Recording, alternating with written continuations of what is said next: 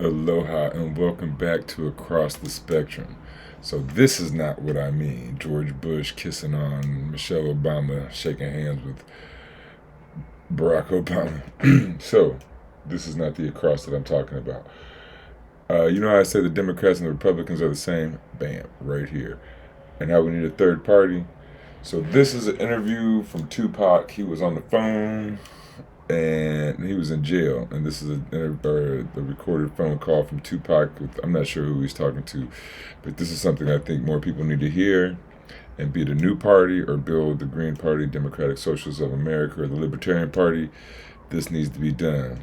Get this out to anybody that has anything that can do something. You know what I thought when I was in jail? What fucked me up, what turned me like this, is I was like, no politicians is even getting at us. Even though I represent 5 million fucking shares. And no politicians even checking for it. They're not even sending us nothing, trying to make us, they're not even thinking of it. And in business, you know, if you want to fuck with somebody, you know each other, they're not even looking at us like that. That means we ain't a threat. Oh, But man. by the next election, I promise, I'm going to be sitting across from all the candidates. I bet you. You know how I be making it? I promise you. I'm not even gonna be. I'm gonna be so far from where I am now in 4 years. God willing, I'm alive. It's on. I guarantee you, we will have our own political party, and it won't be just for black people. It's gonna be for Mexicans. It's gonna be for Mexicans. It's gonna be for black people. It's gonna be for Armenians. I don't give a fuck. All you lost tribe motherfuckers right now. We need to have our own political party because we all have the same motherfucking problem. We built this nation, and we get none of the benefits. I already had famous record hits. I'm in this shit for the honor and the respect. That's why this shit feels so good. Yeah, it's for the balance, but to be a family, to be known as something, but to get this dark cloud off of us as a race. I want to just some kind of sunshine, some kind of exceptional deed. Okay, so that was Tupac. This is actually from a video that I made on another channel. Obviously, I didn't record the Tupac thing, but this video that I'm going through right here. So, I don't know if he was in jail or not. I actually don't think he was in jail. He said he was reflecting on the time when he was in jail.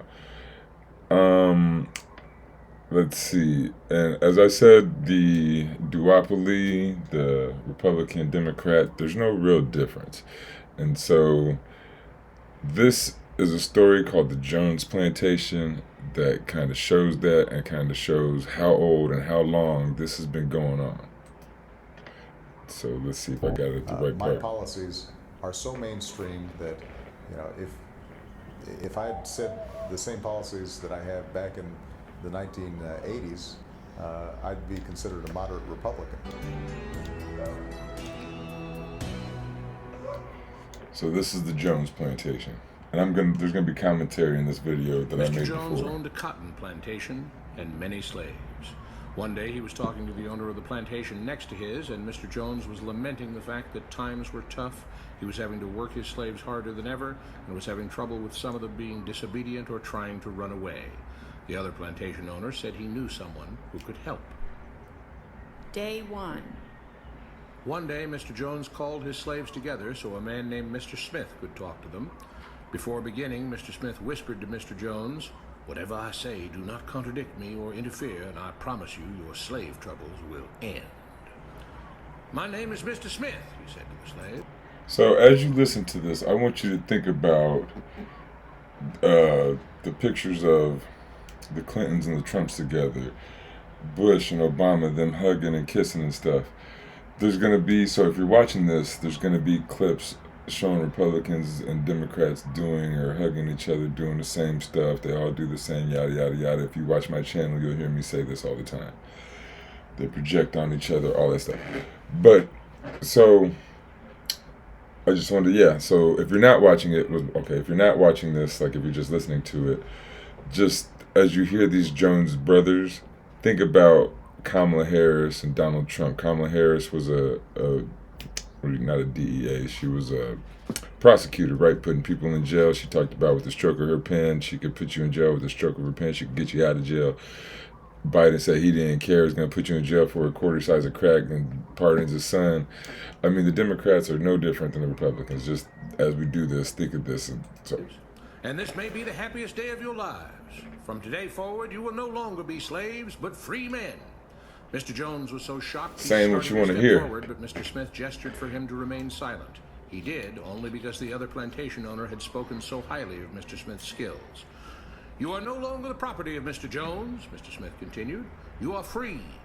No more would you be forced to labor for the benefit of Mr. Jones. Now you can work for yourselves." It's a nonsense. The reason why they want us constantly warring is because it distracts from all of us coming together and taking a look at who the real criminals are. And the real criminals are this small group, this small cadre of powerful people that I think we're virtually all still on a plantation. They just made it look nice. You know, you got a nice chair, we got nice chairs here. But I think we're all still on a plantation. Now the slaves were all murmuring and looking at each other. Many were smiling, many were looking puzzled. "In fact, you are now free to leave the plantation whenever you want," Mr. Smith said. "However, since we are surrounded by other plantations, if you leave, some other plantation owner will likely claim you as his own the moment you set foot on his property. So I urge you not to risk your newfound freedom by doing something so foolish.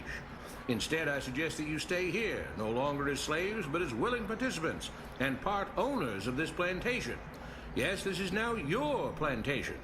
Mr. Jones bit his tongue to keep from objecting.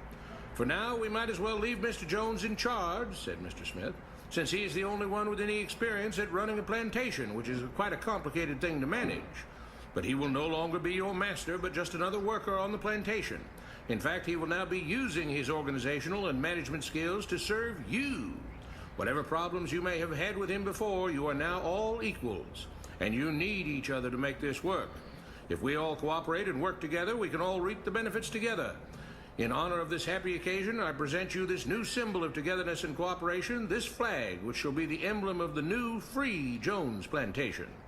He held up the new flag, but most of those listening were still too amazed to respond. "And this shall be our motto," Mr. Smith announced. "We work together as free men for our mutual benefit, pledging our allegiance to the Jones Plantation, which stands for prosperity, liberty, and justice for all. To celebrate, everyone has the rest of the day off.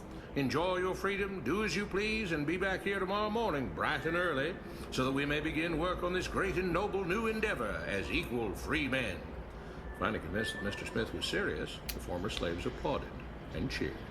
Fake populism. Day 2. It's a big thing these days. "We all want this plantation to do well," Mr. Smith said at the beginning of the next meeting, "so we can all share in the benefits. We all know that it takes a lot of effort to make a cotton plantation work. Just because you're all free doesn't mean you can stop working. In fact, since you're now working for yourselves, I expect you to work even harder than ever before, but now with pride and joy, knowing that you're working for yourselves. Of course, there still have to be rules. How does that sound? If everyone just does whatever he wants, the plantation won't produce anything. This experiment will fail and we'll all starve. You should be thankful that Mr. Jones has agreed to stay on to lend his knowledge and skills to this endeavor, and I trust you will all do your own part to make this work. Several of you have been chosen to act as project supervisors to manage different aspects of the operation, to make sure everyone is doing his assigned job, to make sure that the rules are followed, and so on. The rest of you may head out to the fields to start your first day of work as free men." Day 3. The next morning, Mr. Smith had a grim expression on his face as the daily meeting began. "I have an unpleasant duty to do today," he said. "Yesterday, Charles was caught keeping some of the cotton he picked, presumably to sell for his own personal profit. That is against the rules. That is stealing." Put Thievery. every robbery together and you end up with an impressive number, $482 million. That's the massive amount that was stolen in just under 270,000 robberies in 2019. A total that includes house robberies, bank robberies, and even old-timey cowboy holdups. If you add to that number burglaries, larceny, and motor vehicle theft, you get around $13 billion of value stolen over just 12 months.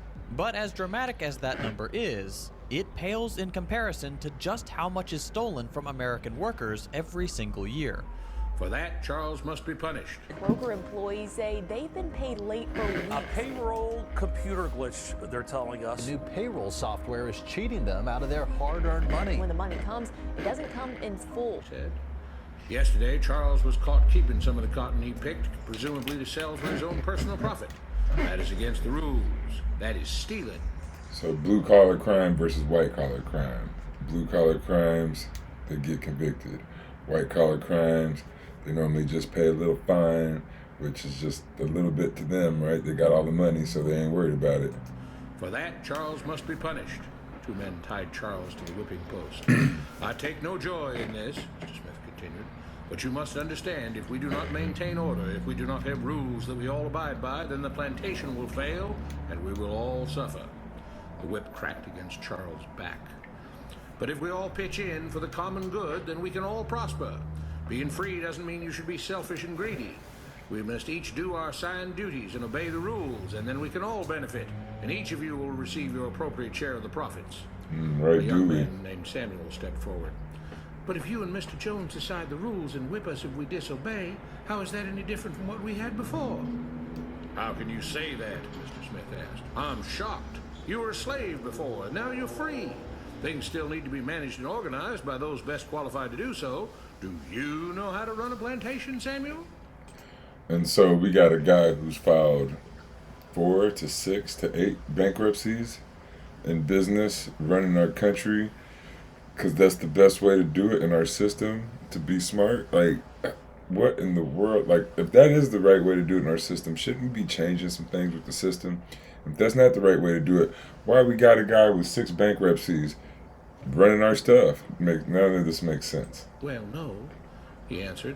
But if we're free, why do we get no say in what the rules are and how things work? I'm surprised at your ingratitude, Mr. Smith answered. None of you know how a plantation is run, so you're in no position to be making decisions about how things are done here. You don't seem to appreciate all the things. So this guy talking here, the slick talker, he's like a Jordan Peterson or Thomas Sowell, right?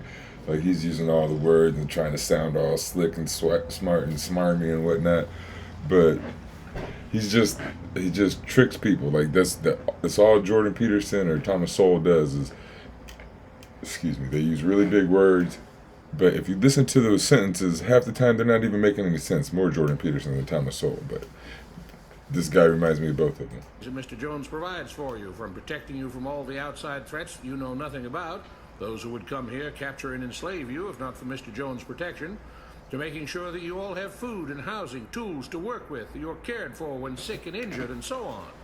There wouldn't be a plantation at all, no cotton to pick, no land to plant and harvest if not for him. You should be grateful that he's made possible the level of comfort you now have. Your lives would be far worse if not for him. Nevertheless, as free and equal participants in this endeavor, from now on at each meeting, any worker may have 2 minutes to ask questions or voice suggestions or complaints. With that, the workers all seemed satisfied and headed out again to the fields to pick the cotton. Day 4. I have a big announcement, Mr. Smith said as the daily meeting began. Mr. Jones' cousin is here, and not just to visit and see how our project is coming along. It has been decided that from now on, you will be deciding who will manage the plantation. Of course, this job can't be done by just anyone, but every 3 months we will have a special meeting at which all the workers will vote on whether we think Mr. Jones should run the plantation or whether we think his cousin, Mr. Johnson, should run the plantation. That means that ultimately Jones to you are in Johnson. charge, because you will be deciding which man you want running things on your behalf. If you don't like the way things are being managed, you now have the power to change it. Amazed and pleased, the workers headed out again to the fields to pick the cotton. Days passed, months passed, a year passed, and the plantation continued to operate as before. Sometimes Mr. Jones was in charge, sometimes Mr. Johnson was in charge, but the day-to-day routine stayed exactly the same. The workers worked hard, long hours every day, and still had little to show for it. Every day the meeting would begin with them all reciting the Jones Plantation motto: we work together as free, Like the Pledge of Allegiance. men for our mutual benefit, pledging our allegiance to the Jones Oh, Plantation, there you go. which stands for prosperity, liberty, and justice for all. One day, Mr. Smith announced, Samuel is asked to say a few words this morning, and whatever the rest of us may think of his ideas and opinions, we are all free here, and that means we are all allowed to speak our minds. So, Samuel, you have 2 minutes. Begin. Samuel stepped forward, looking scared. I was excited when all this started, he began, glancing nervously at Mr. Smith and Mr. Jones. But don't you all see what's happened here? Nothing has changed. We're all still slaves. There were grumbles of disagreement from the crowd. They tell us what to do and whip us if we don't. They still make all the rules and punish us if we disobey. They let us make suggestions and complain about things, but they never really change anything. They let us choose between Mr. Jones and Mr. Johnson, but what's the difference? The situation stays the same. We do all of the work and they take as much as they want and decide how much they'll let us keep. They live in luxury, made rich by the cotton we pick.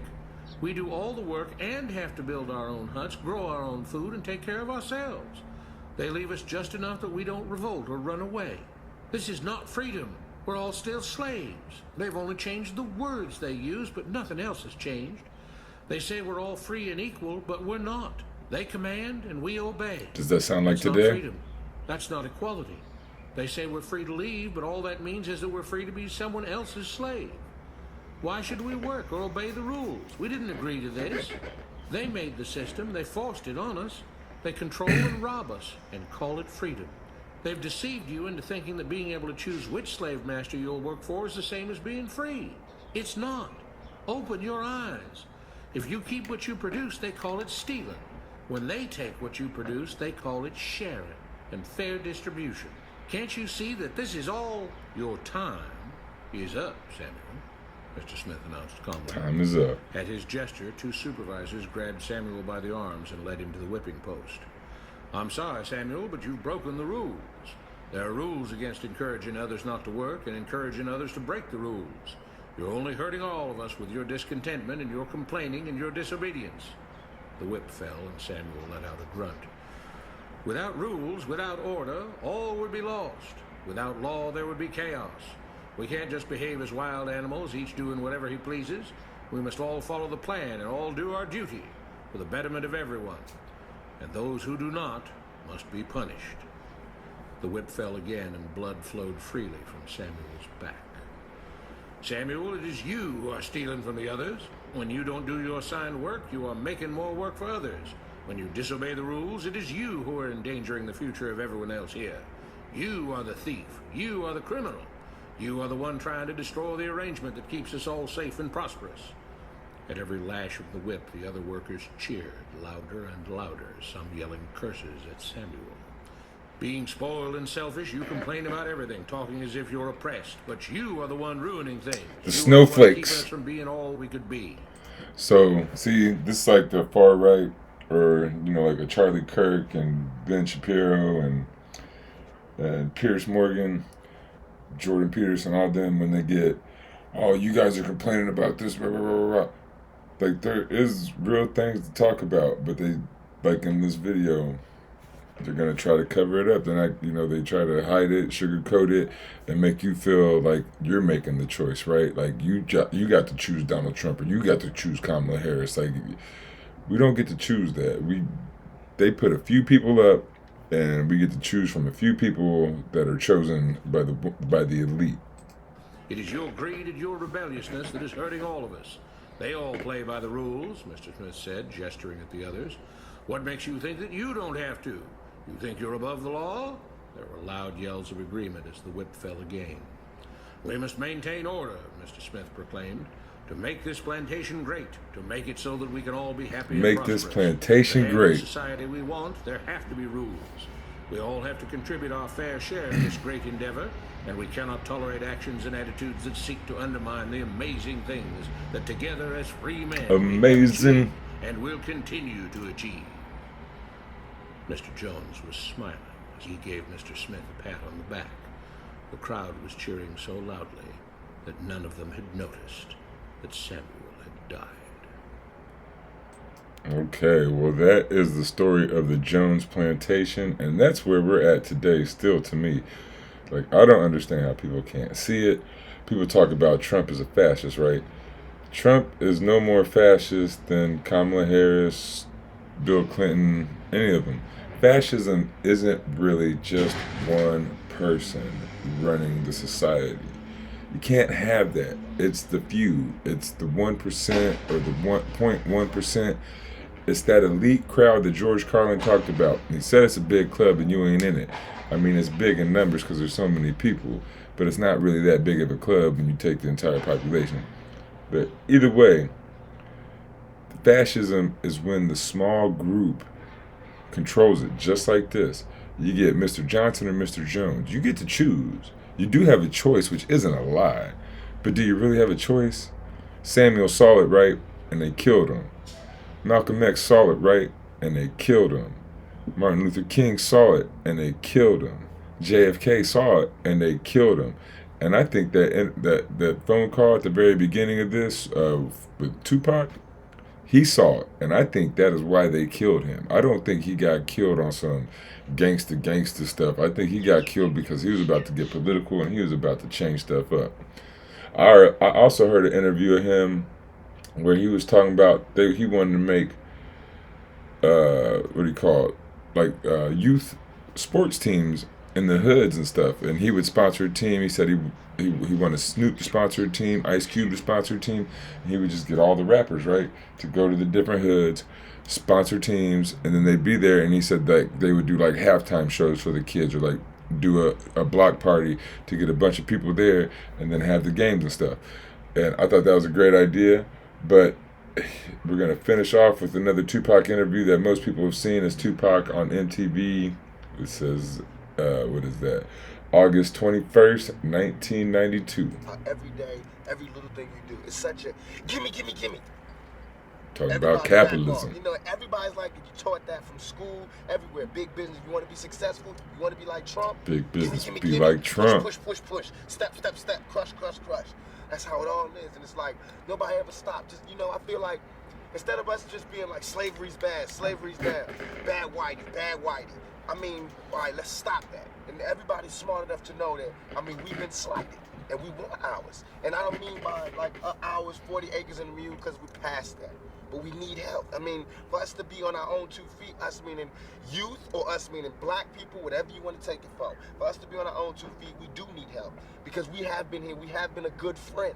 If you want to make it a relationship type thing, we have been there, and now we deserve our payback. It's like you got a friend that you don't never look out for. You know, you dressed up in jewels. Now Americans got jewels, and they paid and everything, and they lending money to everybody except us.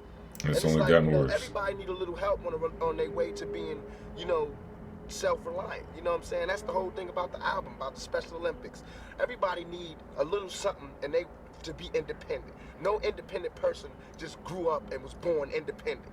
You worked and you learned teamwork, and you learned cooperation and unity and struggle, and then you became independent. And we have to teach that and instill that. And why is it that they want to do that?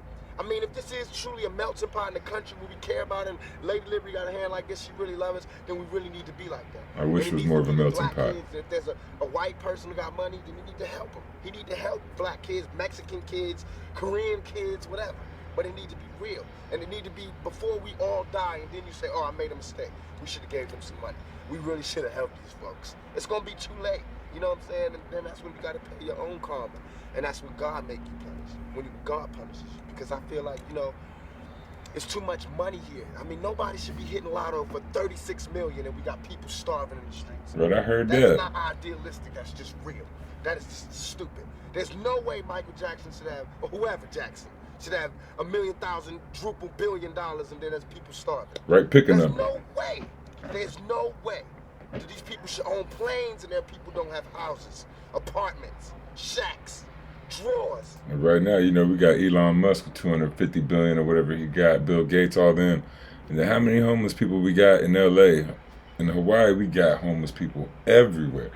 But the cold places send them to the warm places, and the warm places tend to be Democratic. So don't just say, oh, it's Democratic places out, because that's not really what it is. And you know I don't like the Democrats anyway, so I'm not trying to hype up the Democrats. But anyway, you shouldn't have a society where somebody has 10, 20 homes and a private jet, and somebody has no homes, no car, no shoes. It makes no sense.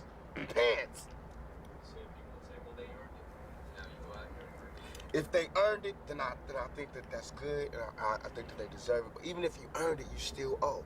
Because look at me, I don't have that mega money, but I feel guilty walking by somebody. I got to give them some mail. And if I know I got $3,000 in my pocket, I feel like it's wrong to give that person a quarter or $1. It's wrong.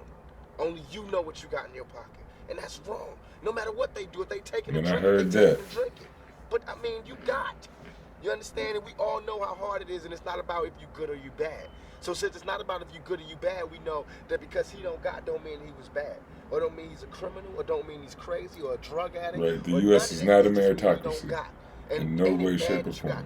I mean, can you imagine somebody having $32 million? $32 million. And this person has nothing? Right, nowadays, people, especially like them pro athletes, getting paid $30, $20 million a year, up to $50 million a year. And, you know, rappers and all them making all that money. Like, fine. If they make more, they make more. But it shouldn't be that off balance, right? Like, to me, teachers should make the most money of all professions. Teachers are the ones who are molding the future, right? If you don't care about how the future is, then what do we have? And if you care enough about if you pay teachers more, we'd have a much better future. And you can sleep. You can still go to the movies about. I mean, and then these are the type of people that get humanitarian awards, millionaires. How can they be humanitarians? By the fact that they millionaires and there's so many poor people shows how unhumane they are. You know what I'm saying? And that bugs me. Not saying that when I'm never gonna be rich and I'm never, you know what I'm saying? But I'm saying it's a struggle, and I think everybody deserves it. And I think there's a way to pay these people. I think there is a way. It just takes to be revolutionary, and it takes to do something out of the ordinary. You know what I'm saying? Like, I think that if we just said, okay, I got an idea. No more porno buildings, you know what I'm saying? Let's build houses. Or no more polo games. Let's build houses for poor people. You know what I'm saying? Or, look, okay, I know you're rich. I know you got $40 billion, but can you just keep it to one house? You only need one house. And if you only got 2 kids, can you just keep it to 2 rooms? I mean, why have 52 rooms and you know there's somebody with no room? It just don't make sense to me. It don't. And then these people celebrate Christmas. They got big trees, huge trees, all the little trimmings. Everybody got gifts, and it's somebody starving. And they're having a white Christmas. They're having a great Christmas, eggnog and the whole nine. That's not fair to them. My policies. See, so to me, I think that's why Tupac got killed. He started getting more political. He got his voice right. He was real political when he was young. His mom was Ashanti Shakur. And she has a whole story, but she was a Black Panther. And so he grew up around the Black Panthers and whatnot. But anyway, from what I saw from kind of the interviews I've heard of him, he wrote these nice poems, these sweet poems and stuff when he was young. But then he made some music to make some money, right? Like, he tried to make, you know, Brenda Had a Baby and Dear Mama and all that stuff, and he came up a little bit. But then he made, you know, his booty shaking music or whatever, more gangster music, and he made more money. And so from what my thought process was he's gonna make this money, and then you saw he got political, right? He was gonna use that money and use it for good. Take that money, use it for good. But he got killed, obviously. But that's about it. I just wanted to go over that video. I made that video for another channel. The U.S. duopoly is older than you think. You see it at the top there. You can look that up or just watch this one, because basically I just watched it for you. And I will see you on the flip side.